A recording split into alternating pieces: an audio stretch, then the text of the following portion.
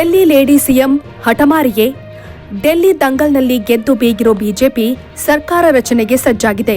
27 ವರ್ಷದ ವನವಾಸ ಮುಗಿಸಿ ಪುಟಿದೆದ್ದ ಕೇಸರಿ ಪಡೆಯಲ್ಲಿ ಸಿಎಂ ಪಟ್ಟಕ್ಕೆ ಅಚ್ಚರಿಯ ಅಭ್ಯರ್ಥಿಯ ಆಯ್ಕೆಯಾಗಿದೆ.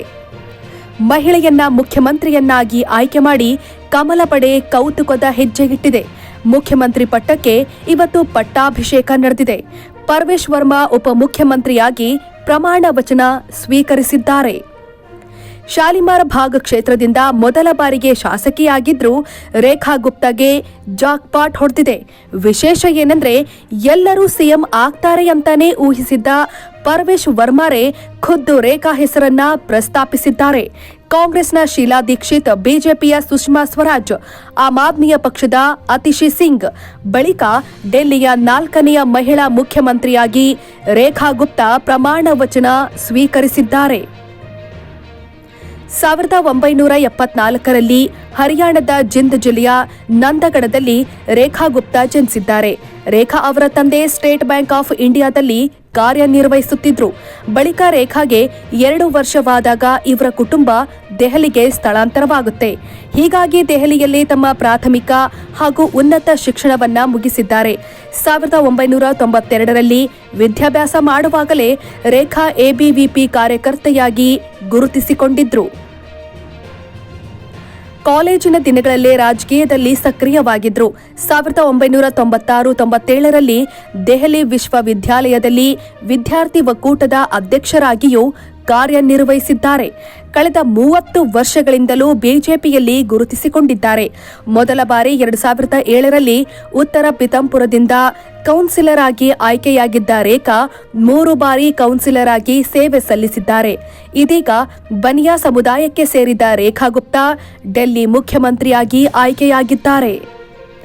ಊಹೆಗೂ ನಿಲುಕದ ರೀತಿಯಲ್ಲಿ ಬಿಜೆಪಿ ಮುಖ್ಯಮಂತ್ರಿ ಅಭ್ಯರ್ಥಿಯನ್ನ ಆಯ್ಕೆ ಮಾಡಿದೆ. 27 ವರ್ಷಗಳ ವನವಾಸ ಮುಗಿಸಿ ಬಂದಿರೋ ಕಮಲ ಪಡೆ ಮಹಿಳೆಯನ್ನ ಸಿಎಂ ಮಾಡಿದೆ. ಈ ಮೂಲಕ ರಾಷ್ಟ್ರ ರಾಜಧಾನಿಯಲ್ಲಿ ನಾರಿ ಶಕ್ತಿಯ ಕೈಗೆ ಆಡಳಿತದ ಚುಕ್ಕಾಣಿ ಸಿಕ್ಕಂತಾಗಿದೆ. ರೇಖಾ ಆಯ್ಕೆಯ ಹಿಂದೆ ಬಿಜೆಪಿಯಲ್ಲಿ ಭಾರೀ ಲೆಕ್ಕಾಚಾರವಿದೆ. ಪರ್ವೇಶ್ ಮಾಜಿ ಸಿಎಂ ಸಾಹಿಬ್ ಸಿಂಗ್ ವರ್ಮಾ ಅವರ ಮಗನಾಗಿದ್ದಾರೆ. ಅವರಿಗೆ ಸಿಎಂ ಪಟ್ಟ ನೀಡಿದ್ರೆ ಕುಟುಂಬ ರಾಜಕಾರಣದ ಆರೋಪ ಬರುತ್ತಿತ್ತು. 27 ವರ್ಷದ ನಂತರ ಅಧಿಕಾರಕ್ಕೆ ಬಂದಿರುವುದರ ಜೊತೆ ಮೊದಲ ಸಲ ಶಾಸಕರಾಗಿರುವ ಕಾರಣ ಸದ್ಯ ಬಿಜೆಪಿಯಲ್ಲಿ ಯಾವುದೇ ಬಣ ರಾಜಕೀಯ ಇಲ್ಲ. ಈ ಕಾರಣಕ್ಕೆ ಮೊದಲ ಬಾರಿಗೆ ಗೆದ್ದಿರುವ ರೇಖಾ ಗುಪ್ತಾ ಅವರನ್ನ ಆಯ್ಕೆ ಮಾಡಲಾಗಿದೆ ಎನ್ನಲಾಗ್ತಿದೆ. ರೇಖಾ ಗುಪ್ತಾ ಪ್ರಬಲ ಬನಿಯಾ ಸಮುದಾಯಕ್ಕೆ ಸೇರಿದ ನಾಯಕಿಯಾಗಿದ್ದಾರೆ. ಈ ಹಿಂದೆ ಮುಖ್ಯಮಂತ್ರಿಯಾಗಿದ್ದ ಅರವಿಂದ್ ಕೇಜ್ರಿವಾಲ್ ಕೂಡ ಬನಿಯಾ ಸಮುದಾಯಕ್ಕೆ ಸೇರಿದ್ದರು.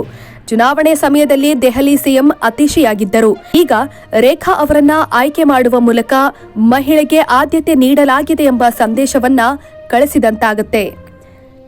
ದೇಶದಲ್ಲಿ ಆಡಳಿತದಲ್ಲಿರುವ ಬಿಜೆಪಿ ಮತ್ತು ಎನ್ಡಿಎ ಸರ್ಕಾರಗಳಲ್ಲಿ ಮಹಿಳಾ ಡಿಸಿಎಂಗಳಿದ್ದಾರೆ. ಆದರೆ ಎಲ್ಲೂ ಮಹಿಳಾ ಸಿಎಂ ಇರಲಿಲ್ಲ. ಹೀಗಾಗಿ ಬಿಜೆಪಿ ಹೈಕಮಾಂಡ್ ರಾಷ್ಟ್ರ ರಾಜಧಾನಿಯಲ್ಲೇ ಮಹಿಳೆಗೆ ಪಟ್ಟ ಕಟ್ಟಿದೆ. ಒಬಿಸಿ ನಾಯಕರನ್ನ ಆಯ್ಕೆ ಮಾಡಿದ್ರೆ ಬಿಜೆಪಿ ಮಾತ್ರವಲ್ಲದೆ ಇತರ ರಾಜ್ಯಗಳಲ್ಲಿ ತನ್ನ ಮತದಾರರನ್ನ ಬಲಪಡಿಸುವ ಗುರಿ ಹೊಂದಿದೆ. ಅಧಿಕಾರದಲ್ಲಿರುವ ಸರ್ಕಾರಗಳ ಪೈಕಿ ಸದ್ಯ ಪಶ್ಚಿಮ ಬಂಗಾಳದಲ್ಲಿರುವ ಮಮತಾ ಬ್ಯಾನರ್ಜಿ ಒಬ್ಬರೇ ಮಹಿಳಾ ಮುಖ್ಯಮಂತ್ರಿಯಾಗಿ ಅಧಿಕಾರದಲ್ಲಿದ್ದಾರೆ. ಪಶ್ಚಿಮ ಬಂಗಾಳದ ಚುನಾವಣೆಯಲ್ಲಿ ಮಮತಾ ಬ್ಯಾನರ್ಜಿ ದೇಶದಲ್ಲಿ ಎಲ್ಲಿಯೂ ಮಹಿಳಾ ಸಿಎಂ ಅಧಿಕಾರದಲ್ಲಿ ಇಲ್ಲ. ಟಿಎಂಸಿಗೆ ಮತ ನೀಡುವ ಮೂಲಕ ನಮ್ಮನ್ನ ಉಳಿಸಬೇಕು ಅಂತ ಮತದಾರರಲ್ಲಿ ಮನವಿ ಮಾಡುತ್ತಿದ್ದರು. ಆದ್ರೆ ಮುಂದಿನ ಚುನಾವಣೆಗೆ ಮಮತಾ ಬ್ಯಾನರ್ಜಿ ಈ ಹೇಳಿಕೆ ನೀಡಲು ಸಾಧ್ಯವಾಗುವುದಿಲ್ಲ. ಒಟ್ಟಾರೆ ಬಿಜೆಪಿ ಮುಂದಿನ ಬಿಹಾರ ಚುನಾವಣೆಗೆ ಅಖಾಡ ಸಜ್ಜುಗೊಳಿಸುತ್ತಿದ್ದು ದೆಹಲಿ ಮೂಲಕ ಸ್ಪಷ್ಟ ಸಂದೇಶ ರವಾನಿಸಿದ್ದಾರೆ. ದೆಹಲಿ ಟ್ರಿಕ್ಸ್ ಬಿಹಾರದಲ್ಲೂ ನಡೆಯುತ್ತಾ ಅನ್ನೋದನ್ನ ಕಾದು ನೋಡಬೇಕಿದೆ. ಡೆಲ್ಲಿ ಚುನಾವಣೆ ಪ್ರಣಾಳಿಕೆಯಲ್ಲಿ ಕಾಂಗ್ರೆಸ್ ಹಾಗೂ ಆಮ್ ಆದ್ಮಿ ಪಕ್ಷ ತಮ್ಮ ಉಚಿತ ಘೋಷಣೆಗಳನ್ನ ಮಾಡಿದ್ದು, ಅದೇ ರೀತಿ ಬಿಜೆಪಿಯವರು ಸಹ ಡೆಲ್ಲಿ ಗದ್ದುಗೆ ಹಿಡಿದಲ್ಲಿ ಹಲವು ಉಚಿತ ಕಾರ್ಯಕ್ರಮಗಳನ್ನ ಮಹಿಳೆಯರ ಪರವಾಗಿ ಘೋಷಣೆ ಮಾಡಿರುತ್ತಾರೆ. ಮತ್ತೊಂದು ಲೆಕ್ಕಾಚಾರದಂತೆ ಈಗಾಗಲೇ ಕರ್ನಾಟಕ ಹಾಗೂ ಹಿಮಾಚಲ ಪ್ರದೇಶದಲ್ಲಿ ಕಾಂಗ್ರೆಸ್ ಚುಕ್ಕಾಣಿ ಹಿಡಿಯಲು ಉಚಿತ ಭರವಸೆಗಳನ್ನ ನೀಡಿ ಅದು ವಿಫಲಗೊಂಡು 2 ಸರ್ಕಾರಗಳು ಮಣ್ಣು ಮುಕ್ಕುತ್ತಿದ್ದು, ವಿಶೇಷವಾಗಿ ಮಹಿಳೆಯರಿಂದಲೇ ಶಾಪ ಹಾಕಿಸಿಕೊಳ್ಳುತ್ತಿದ್ದಾರೆ.